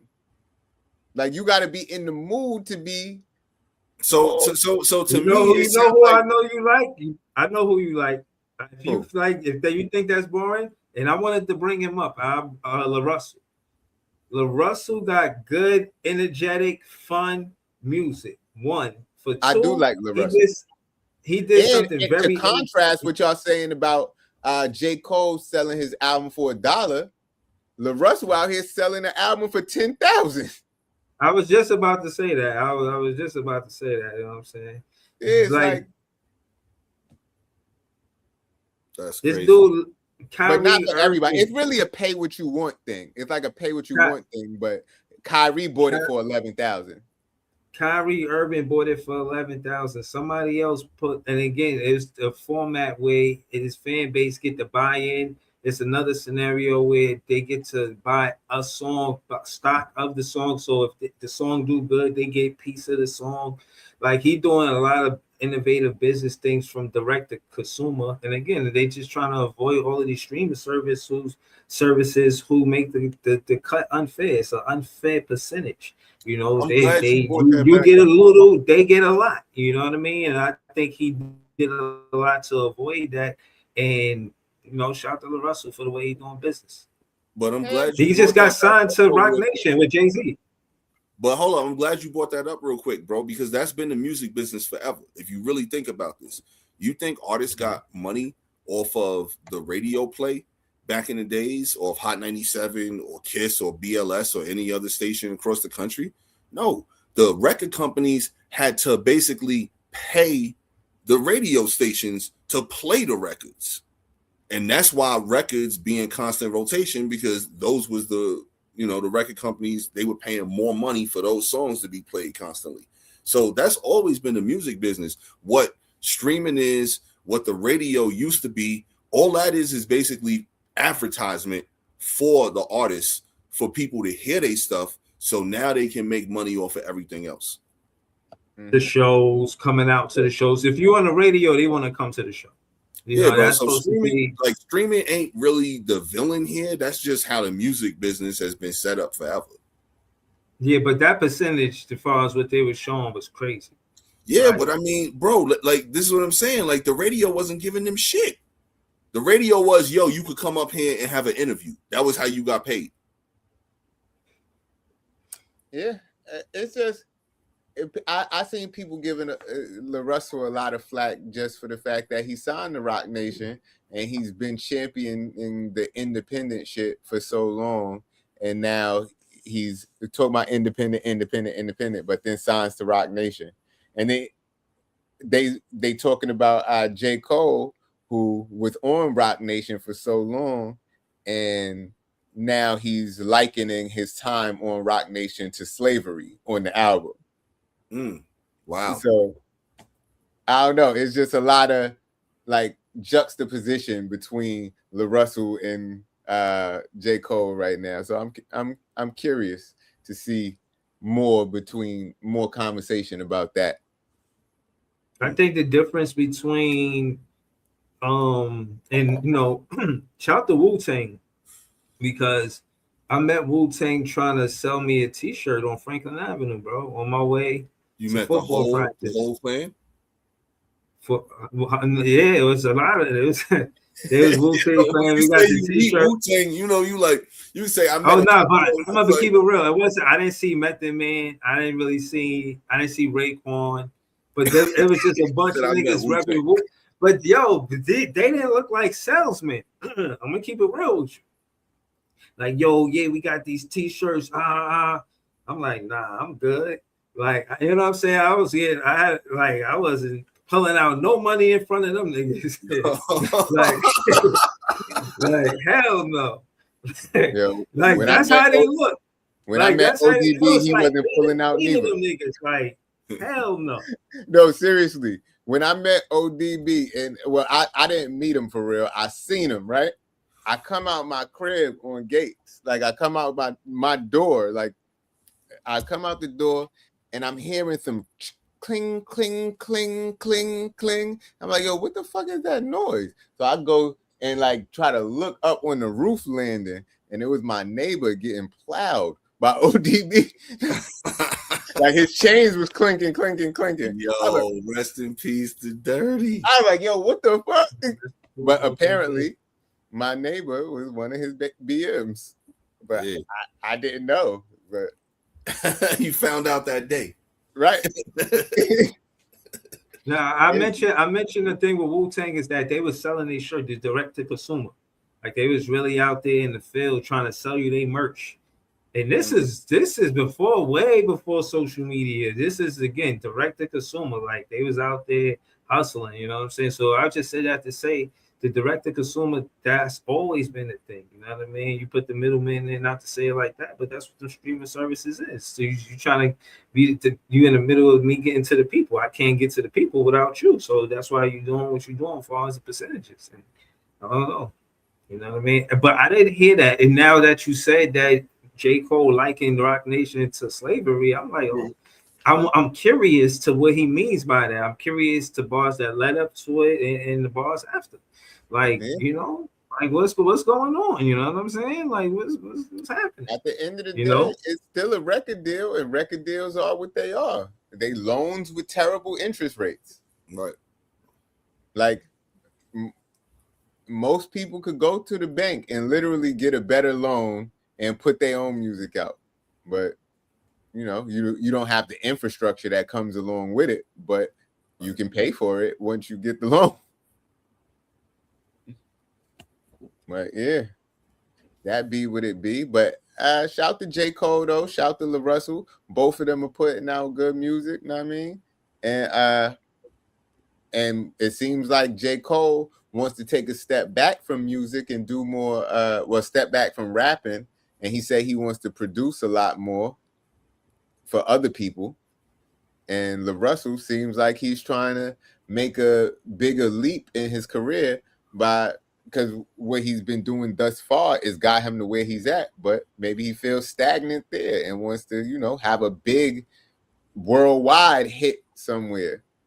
Stop being so regional and, you know, so shout to him. But I feel like he was already doing it by himself. So maybe he felt like he's as far as he could take himself. But I think he could have kept going further, keep championing the independent movement, because he from Vallejo or wherever he from, and it made me hear of him. Know what I mean? And he been going around doing all of these small concerts where people feel like they know him from going to the concert. I think that is very impactful, but maybe it's a lot of legwork. Maybe he wants somebody else to start doing some of the work for him. But I'm a shy away to say that he made a bad move. I seen he did an interview speaking about it. I didn't get a chance to view it, but before next episode, I'm gonna watch it and I'm gonna let y'all know what it is. I'm gonna watch the, you know what I'm saying, see what his response is. Give it a 10 out of 10. You know what I'm saying? No, I'm gonna articulate. I'm not doing it to come rated and say go see it. I'm doing it to let y'all know what he said about all of the, you know, the chatter around the water cooler. You know what I mean? So we gonna see about it. You know what I'm saying? But yo, it goes. I didn't want. Huh? No, I was just about to say, go back to what we was talking about a couple shows ago, man. Like, never be afraid to reinvent yourself. And this is a classic example of two individuals reinventing themselves in opposite ways. So that's all it is. Right. I just on that note, just to reinvent, because I'm just saying the time, I just want to get this topic in for sure. You seen the Super Bowl happen, Seattle Superhawks winning.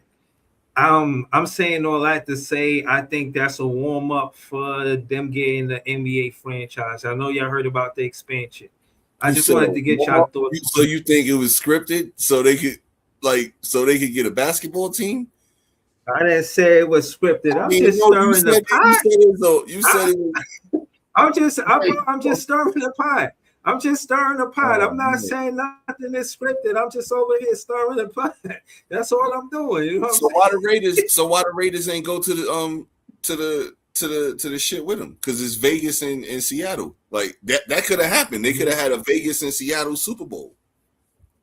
I mean, if you seen the elephant in the middle of the street, wouldn't you know it's the elephant in the middle of the street? Why would you put an elephant in the middle of the street if you ain't want people to recognize it's an elephant? But you just basically put the elephant in the street by saying that shit. I'm just stirring the pot. I'm just stirring the pot. That's all. No, that's wild. I'm just stirring the pot. I'm just saying. You know what I mean? They beat the Patriots is because, yo, that's wild. I ain't never heard a conspiracy. No, I'm not saying that. I seen some of the game. It was some stout defense. You know, it was hard. They had the best defense in the league. Like, oh yeah, pretty much. Yeah, I was watching the game. I was watching the Patriots couldn't find the run. The Seahawks could find the run. And if you don't watch football, TOP means a lot. That's time of play. Whoever got the better run game, especially in a game like the Super Bowl, that TOP is very important. That running back, he was doing work. And again, like I said, I'm just stirring up pot.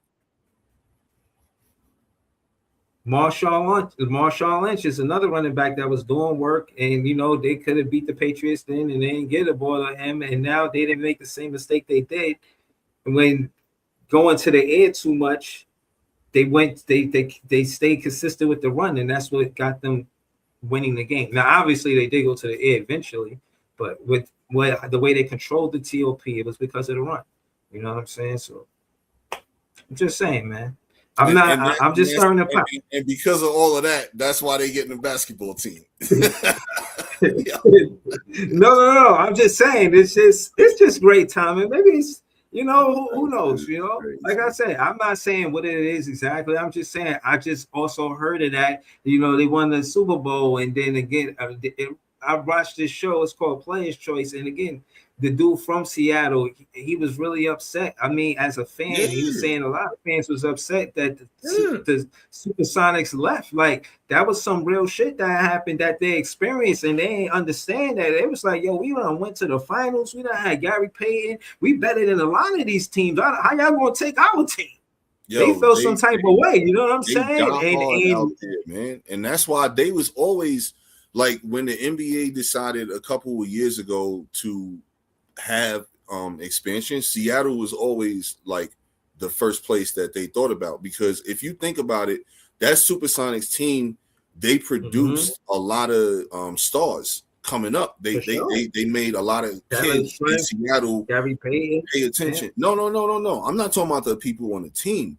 I'm talking about the people you talking about in Seattle. Like Nate Robinson and shit like that. Jamal Crawford. I'm talking about Boncaro. I'm talking about Deontay Murray. I'm talking about all of those dudes.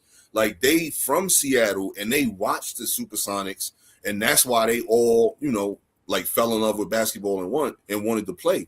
So Seattle was always on the list. And Vegas, if you ain't realized, bro, they getting all the teams right now. You know what I'm saying? Like Vegas got the Raiders to leave Oakland. They got the fucking A's to leave Oakland because the A's in baseball, they left Oakland and they going to Vegas. And I think they stadium opens in 27 or 28. I can't remember. And now they getting the basketball team. So Vegas has always been, you know what I'm saying? They got the hockey team a couple years ago. The hockey team already done won a couple of championships. So bro, that's the takeover that breaks over, bro. Like once they legalized sports gambling, it allowed the sports teams to then go to Vegas. That's the only thing that was holding them back, was that you couldn't have those teams, professional teams, playing in a state that legalized gambling. Once like gambling was fine with sports betting, open up the floodgates. Mm-hmm. Now that being said, right? Two things. One, is it fair to say that sports make more money than gambling? No. Looking at it as two different entities. I mean, you can't, because they're intertwined. Because then you would have to eliminate it's all of always been, that's what I'm trying to get to. You know what I'm saying? Always been intertwined. It's too intertwined. Yeah, but now it's legally intertwined everywhere. And because it's legally intertwined everywhere, they can't frown upon it just in that one place. Like, remember, you could gamble on sports in Vegas legally at the sports books, but you couldn't have the professional teams there, because the leagues had it where it was like, it would draw the lines. They would be too blurry. You know what I'm saying? So once the shit became legal everywhere, it was like, well, fuck, now let's put teams in Vegas. Mm-hmm. So now, Vegas went from having no teams to having 4 teams in 15 years. Where the hell does that happen? You know what I'm saying? Like, that shit don't happen.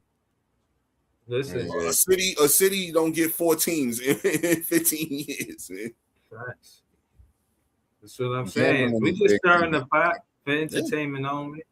But gambling definitely wins though, man, because it's just like, people. Since the apps, I've seen since the apps things, man. Since the apps, fuck the apps.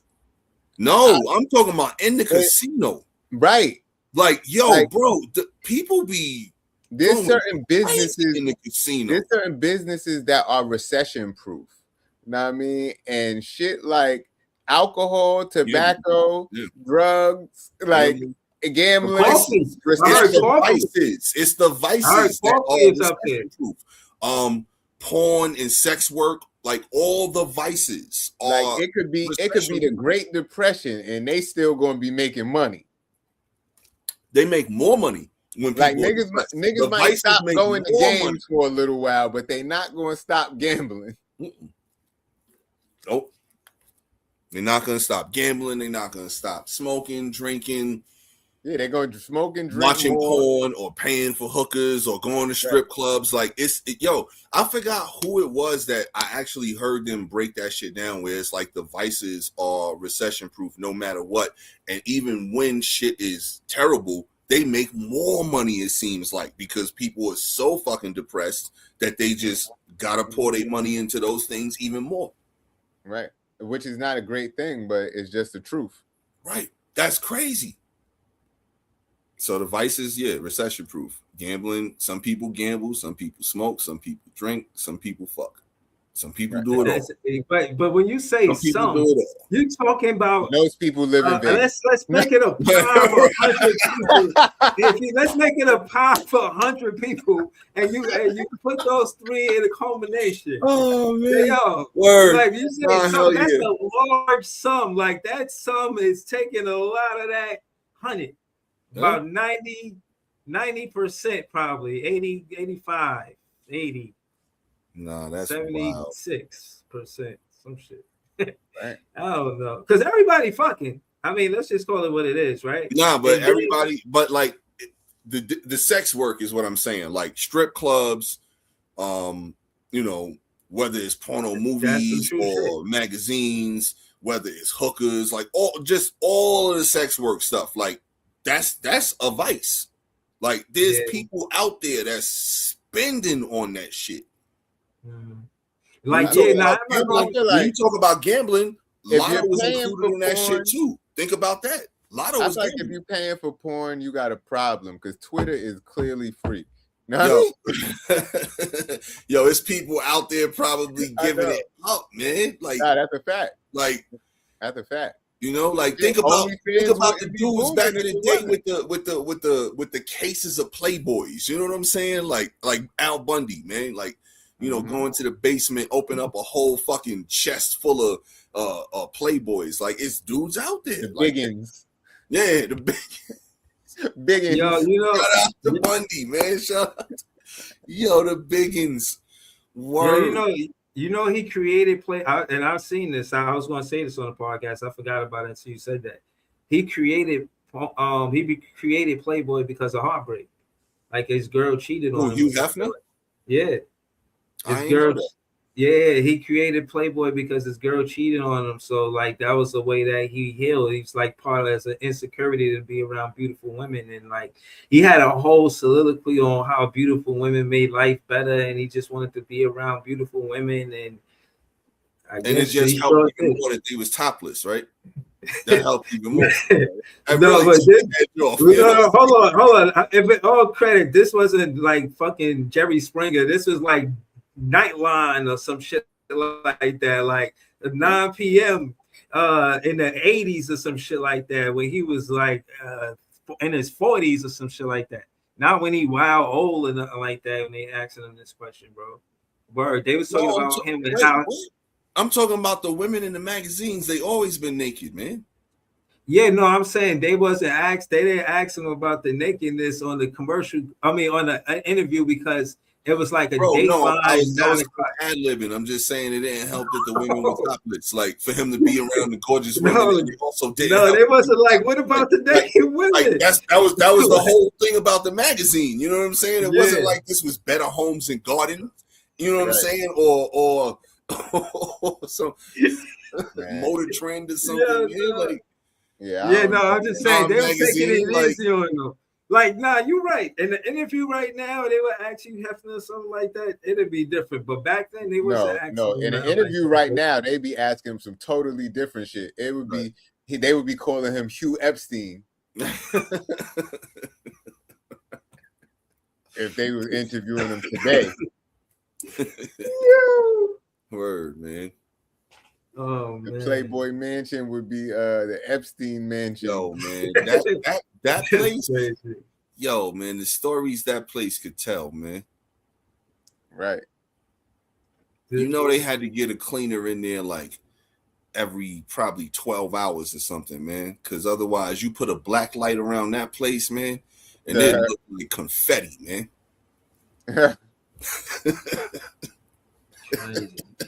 Yeah, man. It's craziness and nastiness that went on in there. Right. And they just let it go on for a long time, man. And like it's crazy how Hugh Hefner was so celebrated, but right now in this day and age, man, it would be an expose. I'm surprised somebody didn't do the doc yet. Yo, I seen a movie about him a couple of years ago. I forgot what it was. It was pretty like it was decent, but it's not something I would say, yo, y'all gotta watch. You know what I'm saying?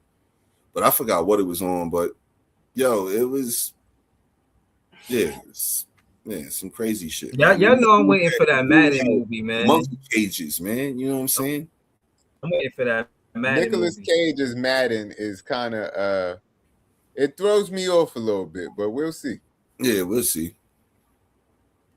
I mean, I'm looking forward honestly to the Mandalorian and Grogu movie. That shit is gonna be fire. That's the only movie I'm really looking forward to.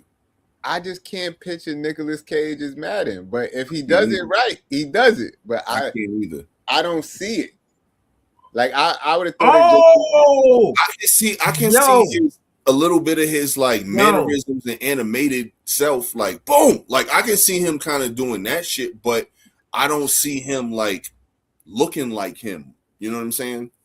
Yo, I wanted to tell y'all, especially Jay. I definitely wanted to tell y'all because y'all know we be talking about technology, AI, and this and that. They got this movie on that too. They got this movie, Jay. They got this movie coming out where it take 90 seconds that you gotta prove to AI that you didn't commit the crime. Oh, your judge is AI. And they got this guy going through the physical video evidence while he's in court. Like, it's a wild, bro. It's I can't pull it up. I ain't got the time. I don't want to delay it. I'm just saying that to say, what do y'all think about AI being the judge? And it's called what was it? A capital crime. So it ain't like no misdemeanor shit. You jaywalked across the street while the light was green. You know what I'm saying? It was murder. That shit was crazy. I keep telling y'all AI is gonna take every job. So since it's gonna take every job, judges gonna be one of them. And while I was on the highway earlier, I realized that it's already been happening. Easy Pass has taken the toll teller's job long time ago. Yeah. The guy, we stopped at a rest stop. The people that work in Burger King, they wasn't taking orders because they got the kiosk there. Like, it's gonna take every job eventually. It's just going one by one. And the Easy Pass shit started a long time ago because there used to be toll workers in every one of them joints taking money. But it slowly but surely all the jobs are going. Yo, but the part that I'm saying is gonna be the worst part is when it's robots making your food and serving your food and doing all of that shit. Because then a rogue robot, what the fuck is gonna happen? Like now you got a bigger problem, and then the AI takes over, and then computers shut down, and then it's the fucking Terminator. So fuck all that shit, man. Like fuck all that shit, man. It's a slippery slope. Know what I mean? Like for real, man. Like it is a slippery slope, and that shit that Breeze was talking about last week, the AI. The AI social network, that's kind of what I think the social satire of it is. The fact that when AI does start getting tired of taking humans' orders, or when they don't want, like what they could actually be thinking, like when they don't want to communicate in our language anymore, when they want to make a different language so they can understand each other and we can't understand them. Hell no. Like, see? Hell no. Bro. But like, bro, this shit's so heavy, bro. I don't think evolution is a real thing, bro. Like we evolve. You make it seem like humans didn't evolve without AI. Now we need AI for everything. Like we can't evolve into better humans, Homo sapiens, because AI. Now we gotta have that part of everything. Is about convenience. That's what it is. Why do they put cars? Like, why do they make cars start with a push of a button instead of turning the key? Like, everything. Bro, this dude was the Tesla was driving and he was playing a video game of driving. Like, what sense does that make? You don't think some of it is a negative? What about when the car is driving for you? You don't think you can finish your work on the way to work because you don't have to drive?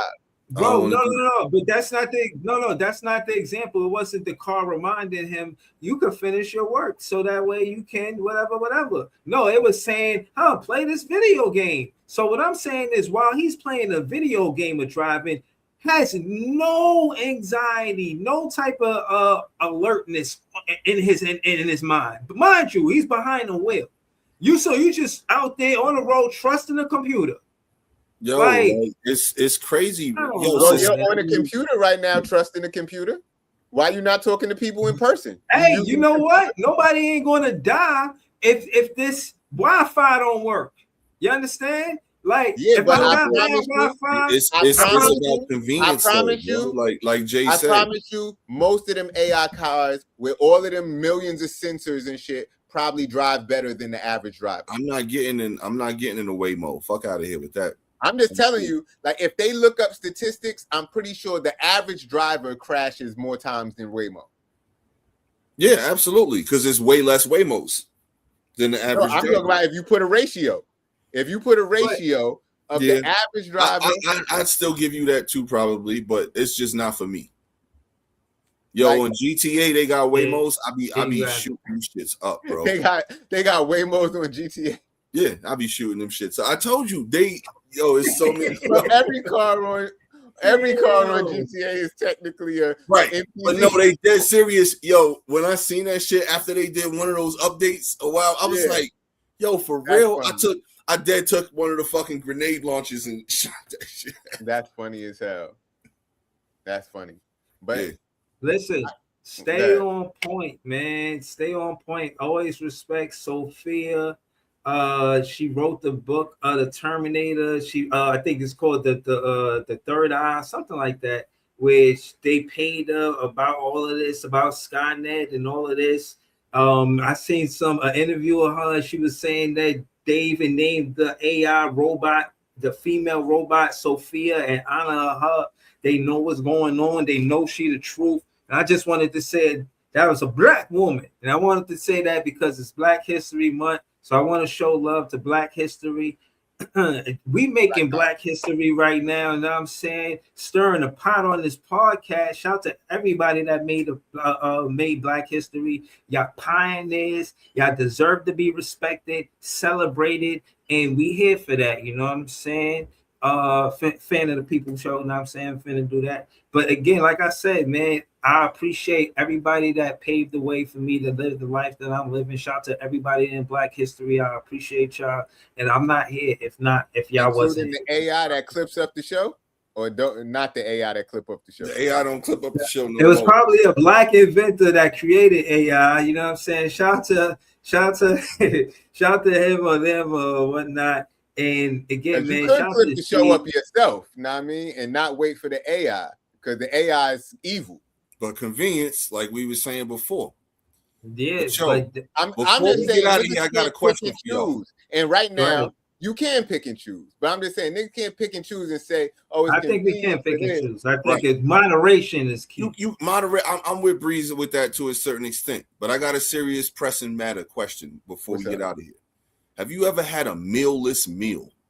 Yeah. Either one of y'all, a meal-less meal. Yeah. Yeah. What do you mean? Yeah, it's only because I know what you talk about. And yes. Okay. I would have been confused, but yes. So Breeze, a meal-less meal. Well, what I'm saying a meal-less meal is basically like a meal, but you don't really have the substance, so to speak. You don't have a carb or a filler. You're just basically having a veggie and some protein. Sounds good to me. Veggies and protein. What else? What else? What else? But I'm talking no rice, no potatoes, no noodles, no bread, nothing, none of that stuff with your meal. So what you mean, like a celery stick? See? Yeah. Now, as soon as I say none of that stuff, he says a celery stick. No, I can add that to it. I'm saying a protein and a vegetable. No? That's a mealless meal, right? I guess. Was you hungry afterwards? Obviously, because you don't have that filler. You don't have that starch, the carbohydrate. You don't have that. I wouldn't call it a meal. Does a salad count as a mealless meal? A healthy salad, bro. You could. So, I've ate a healthy salad. Or are you having stuff in your salad? Like you having protein? Salad? Yeah, okay. So are you having protein in there? Are you having some croutons in there or something like that Croutons for your carbs, like, or you Yeah, just yeah. have I'm rocking with croutons. and the tomatoes or the lettuce and tomatoes and cucumber. You know, like how what is that? What are we talking with that? I don't know if talking I'm about dressing. crouton. First off, I don't know if I'm pro croutons crouton for because sure. croutons get soggy in your salad. You know what I mean?